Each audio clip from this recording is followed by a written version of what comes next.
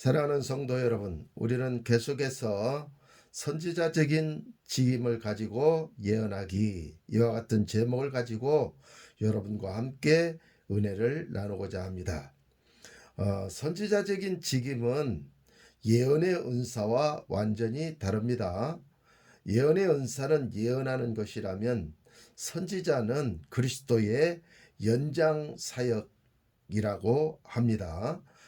그래서 연장 사역의 일원, 사도행전이 사도들의 행전이지만 그 행전은 사도들의 행전으로 끝나지 않고 그 뒤에 예수님을 따라가는 그 양떼, 예수님을 따라가는 그 사역자들을 통해서 계속해서 사도행전이 이어지는 것과 똑같은 원리인 것입니다. 그래서 그 증거의 말씀이 에베소서 4장 11절, 그가 혹은 사도로 혹은 선지자로 혹은 복음 전하는 자로 혹은 목사와 교사로 주셨으니 라고 했습니다. 이와 같은 오중직임의 사역은 예수님께서 그대로 가지시고 바로 예수님을 따르는 제자들과 그의 성도들에게 그대로 이 오중직임을 주신 것, 그것을 말씀하고 있는 것입니다. 예수님은 실제적으로 오중사역의 완전한 표본이셨습니다. 그래서 히브리서 3장 1절에 보면 우리의 믿는 도리의 사도이시며 대제사장이신 예수님을 깊이 생각하라 해서 히브리서 3장 11절에는 예수님이 사도이시다라고 말씀하고 계십니다. 그 다음에 사도행전 3장 22절에는 모세가 말하되 주 하나님이 너희를 위하여 너희 형제 가운데서 나 같은 선지자 하나를 세울 것이니 너희가 무엇이든지 그 모든 말씀을 들을지니라 라고 했습니다. 여기서 모세와 같은 선지자, 나 같은 선지자 하나를 세운다고 하는 것은 바로 예수님을 말씀하고 있는 것입니다. 그러므로 예수님은 사도로서 이 세상에 오셨고 또한 선지자로서 이 세상에 오셨으니 우리는 그 선지자 되신 예수님의 그 모든 말씀을 들어야 되는 것입니다. 그 다음에 세 번째로는 마태복음 4장 23절 말씀에 보면 예수께서 온 갈릴리에 두루 다니사 저희 회당에서 가르치시며 천국 복음을 전파하시며 백성 중에서 모든 병과 모든 약한 것을 고치시니 이렇게 기록하고 있습니다. 그러므로 예수님께서는 저희 회당에서 가르치셨습니다. 천국 복음을 가르치셨어요. 그래서 마태복음 9장 35절에도 보면 예수님의 3대 사역이 나오는데 예수님은 가르치시고 전파하시고 또 병을 고치시는 이 3대 사역을 행하신 것을 볼 수가 있어요. 그 다음에 누가복음 4장 18절에는 가난한 자에게 복음이 전파된다고 말씀을 기록하고 있습니다. 그래서 예수님께서는 교사로서 가르치어 천국 복음을 가르치시기 위해서 이 세상에 오셨습니다. 그 다음에 네 번째로 요한복음 10장 14절에는 나는 선한 목자라 내가 내 양을 알고 양도 나를 아는 것이 너희가 전에는 양과 같이 길을 잃었더니 이제는 너희 영혼의 목자와 감독 되신 이에게 돌아왔느니라 이렇게 기록을 하고 있습니다. 그러므로 예수님께서는 선한 목자이십니다. 그래서 예수님께서는 목사로서 이 세상에 오신 것입니다. 그래서 히브리서 13장 20절에도 예수님께서는 양의 큰 목자라고 그렇게 말씀을 하시고 베드로전서 2장 25절과 5장 4절에도 목자장이 나타나실 때에 라고 그렇게 기록을 하고 있습니다. 그러므로 목자가 있고 목자장이 있고 양의 큰 목자가 있고 양의 작은 목자가 있게 되는 것입니다.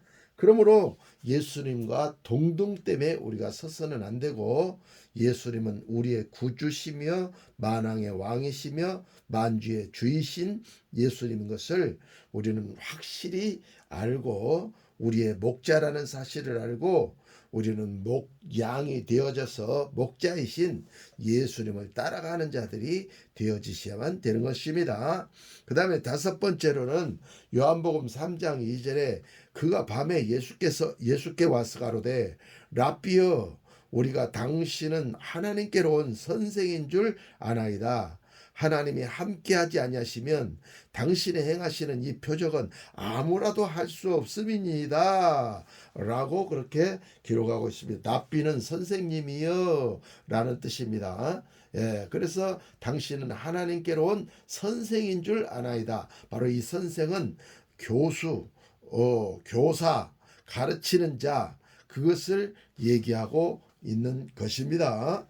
그러므로 마가복음 1장 22절에도 무사람이 그의 교훈에 놀라니 이는 그 가르치시는 것이 권세 있는 자와 같고 서기관과 같지 아니함이러라 이렇게 기록을 하고 있고, 요한복음 7장 14절에도 성전에 올라가 가르치시니 이렇게 기록하고 있고, 마태복음 4장 23절에도 예수님의 3대 사역인 가르치시고 전파하시고 병자를 고치시는 내용이 거기에도 쭉 나옵니다.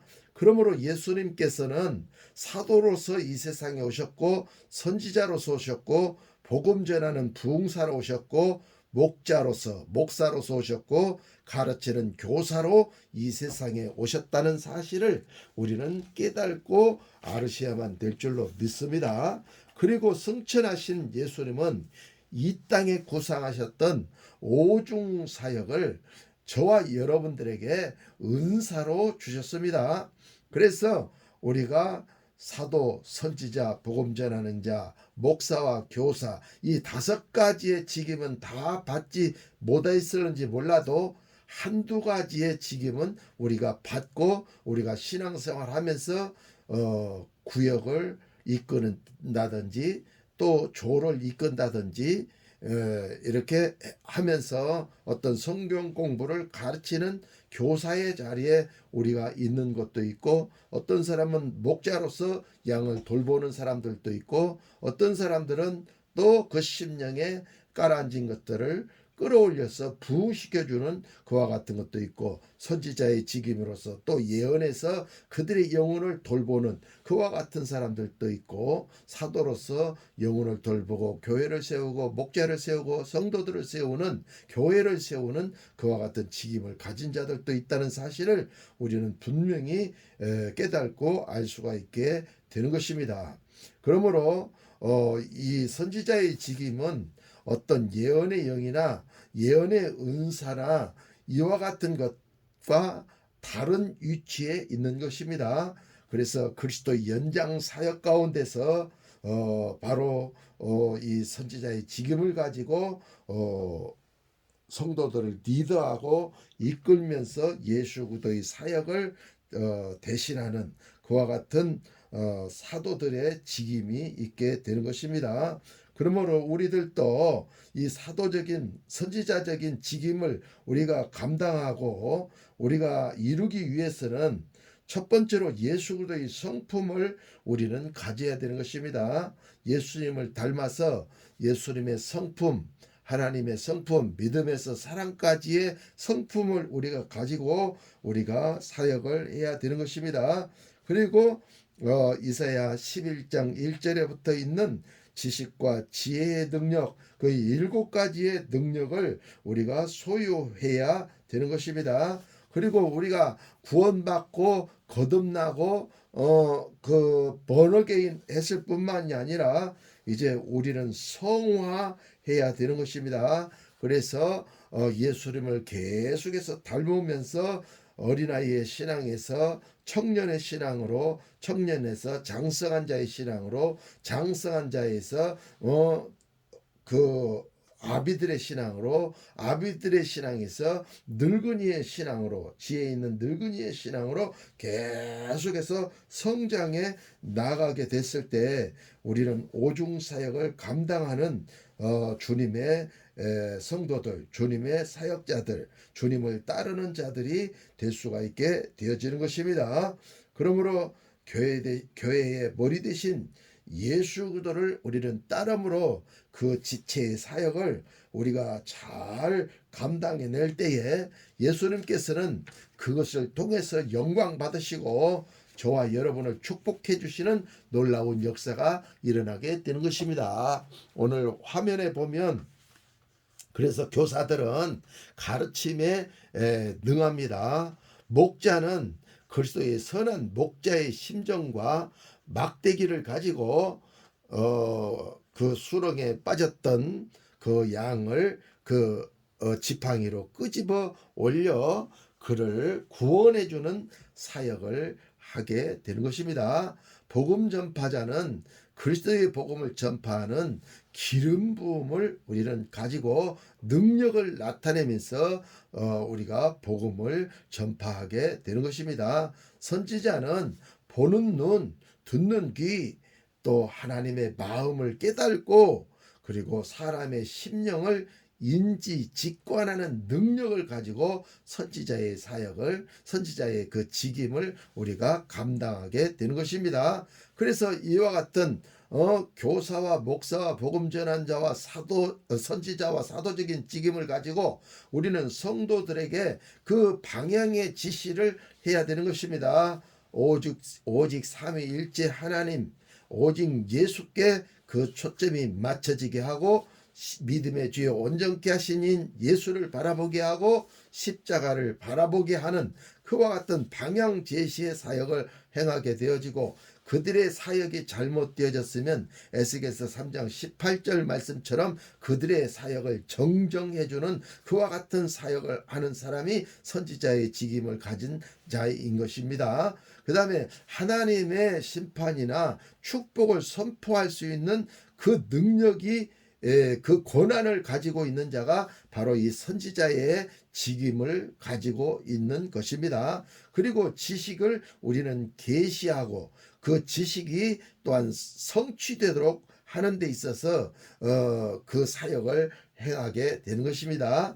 에베소서 2장 20절에 보면 교회의 기초를 놓는데 이 선지자가 반드시 필요하다고 말씀을 기록하고 있고 또한 디모데전서 4장 14절이나 로마서 1장 11절에 보면 영적인 은사를 접목시키는데 이 선지자들이 큰 몫을 담당하면서 그들은 예언의 은사를 접목시키고 그들의 영안을 띄워주고 하나님의 음성을 듣게 하고 초자연적인 능력이 그들을 통해서 나타나게 하는 방법들을 가르쳐주어 접목시켜서 은사를 접목시키고 어노인팅을 그들에게 그 기름 부음을 그들에게 접목시켜서 능력이 나타나도록 하는 그와 같은 사역을 행하는 자들이 바로 선지자의 직임을 받은 자들인 것입니다. 그래서 사무엘상 10장 1절에도 사무엘이 바로 사울에게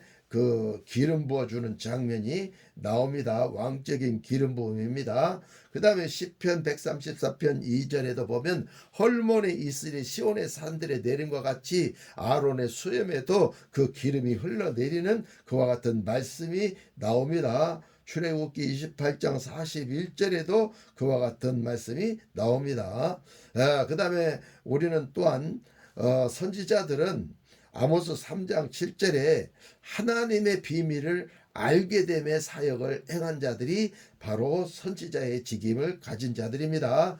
그러므로 하나님의 비밀은 엄청나게 성경 66권 속에 많이 감춰져 있습니다. 그런데 그 비밀들을 하나하나 끄집어내서 선포함으로 인해서 목자들이 교사들이 또 부흥사들이 그와 같은 말씀들을 가지고 가서 무사람에게 말씀을 가르치는 그와 같은 사역을 하게 되는 것입니다. 그러므로 선지자의 직임의 사역은 매우 우리 목회 생활에 또 우리 신앙 생활에 중요한 역할을 하게 되는 것입니다. 그러므로 예언의 은사는 교회에서 권면하고 안위하고 덕을 세우면서 교회를 강화하는 사역이라면 선지자적인 예언 사역은 지도할 수 있고 교훈할 수 있고 또한 책망도 할 수 있으며 또한 판단하고 또한 계시 등을 통하여서 성도들을 다스리고 권위를 가지고 그들을 이끄는 그리스도의 연장 사역이라고 하는 사실을 우리는 분명히 깨닫고 알아서 선지자들의 그 가르침과 그 인도함, 그 지도함 속에 우리는 들어와서 신앙생활 할 때에 교회가 올바로 서게 되고 공동체가 올바로 서게 되며 그리스도의 영광이 나타나게 되고 전 세계에 그리스도의 나라가 충만하게 임하는 놀라운 역사가 나타나게 되는 것입니다. 그러므로 반드시 선지자의 사역은 필요합니다. 예수님이 오중사역을 행하셨듯이 선지자들도 이 오중사역을 행하면서 성도들을 그리스도께 중매시키는 완전히 예수님께 지배받는 선지자적인 사역인 것을 저와 여러분이 깨닫고 영광을 돌리는 능력 있는 그리스도인들이 되어지셔야만 될 줄로 믿습니다. 그러므로 여러분의 구독, 좋아요는 저에게 큰 힘이 됩니다. 구독 부탁해요. 아멘.